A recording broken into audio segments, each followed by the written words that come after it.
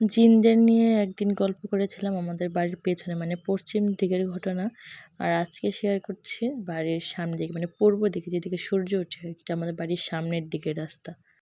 গ্রামের আরকি যেমন পরিবেশ হয় আরকি, মানে সব দিকেই সুন্দর থাকবে, সুন্দর। আমাদের এই জায়গাটা অনেক সুন্দর। হাজারো গরমে বাতাস না থাকলেও এই জায়গায় মানে বাতাস থাকে। আমরা সবাই এসে এখানে আড্ডা দিই। আর এই জায়গাটা আমার বাবা ৪ ভাই মিলে কিনেছিল, ভিডা বলে এটুকু। এখানে কেন জানি একা আসতে ভীষণ ভয় লাগে। বাচ্চাদের সাথে তো নিয়ে আসতেই পারি না এই জায়গাতে। আর রাতের বেলা বা ভোর দুপুরে, মানে একদম মধ্য দুপুরে মনে হয় যে মাসকালের ডাল রান্না করতেছে, এমন ঘ্রাণ হয় এদিকে। রাতের বেলা কেউ একা এদিকে যাইতে পারে না। গরুর মাংস খেয়ে কেউ এখানে আসতে পারে না। মানে যেই গরু গোশত খেয়ে আসবে সেদিনই সে মানে তারা ধরবেই। এটা সিওর। আমার এক জ্যাঠাতো বোন একটা অনুষ্ঠানে বিয়ের দাওয়াত খেয়ে এখানে মানে ঘুরতে আসছিল। ওরে ধরছিল। যখন ওরে জপানো হয়েছিল তখন বলছিল যে, "ও গরু গোশত খাইয়া কেন এখানে আসছিল?" আর এরপর থেকে সবাইকে এখানে বলবা যে গরু গোশত খাইয়া যেন এখানে কেউ না আসে। আসলে কিন্তু আমি ধরব। আমার বাবা যখন হজে যায় তখন এখানে অনেক মোটা, মোটা গাছ ছিল। সেই গাছগুলো বিক্রি করা হয়েছিল। গাছ কাটার কারণে আমাদের বাড়ির যে মানুষদের উপর অনেক অত্যাচার শুরু হয়ে গেছিল। এখানে যারা স্থায়ী তারা বেশি একটা হয় না। তাদেরকে তেমন একটা কোনো ক্ষতি করে না। কিন্তু যারা যেমন আমরা যখন যাই তখন দেখা যায় যে এরা বেশি অত্যাচার শুরু করে।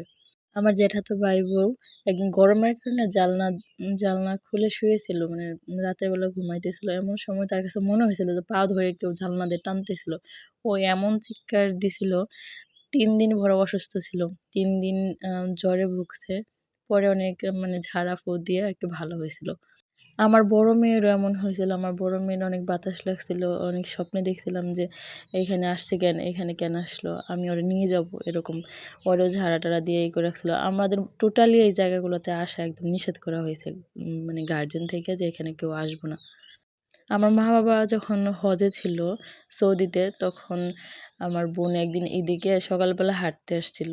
হাঁটতে আসার পরে মানে তার শরীরে এমন অবস্থা হয়েছিল, মানে একদম লীল হয়ে গেছিল। অনেক মানে ঘরে যাওয়ার পর অনেক বমি। পরে ওরেও ঝাড়া দিয়ে ভালো করা হয়েছে।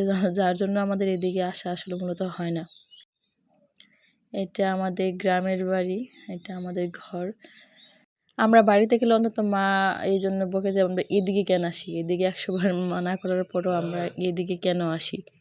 আমার মা তো মানে ১২টার পরে মানে বাড়ি থেকে আর বের হওয়া হয়ই নাই। কাউরে বের হতে দেয় না। আমাদের যে বাড়ির পাশে যে কবিরাজটা থাকে ওই দুলাভাইকে বলা হয় যে এই জায়গাতে কেন এরকম হয়? তার কাছে যে এসব গল্প শুনি, সে বলে যে আসলে আগে যে জিনগুলা মানে এইদিকে যে থাকতো, পশ্চিমের দিকে যে থাকতো এখন এগুলা কোথাও থাকে না। আর ও যে জিন পালে সব মূলত ওইখানেই রাখে। ওই বিডাতেই বেশি রাখে। আরও অনেক ঘটনা আছে এই জায়গার। মানে বিভিন্ন মানুষের বিভিন্ন সময় বিভিন্ন অনেক ঘটনা আছে। আমি অন্য সময় আবার শেয়ার করব তোমাদের মাঝে। যারা সম্পূর্ণ ভিডিও দেখেছেন তাদেরকে অসংখ্য ধন্যবাদ। ভালোবাসা রইল সবার জন্য। আল্লাহ হাফেজ।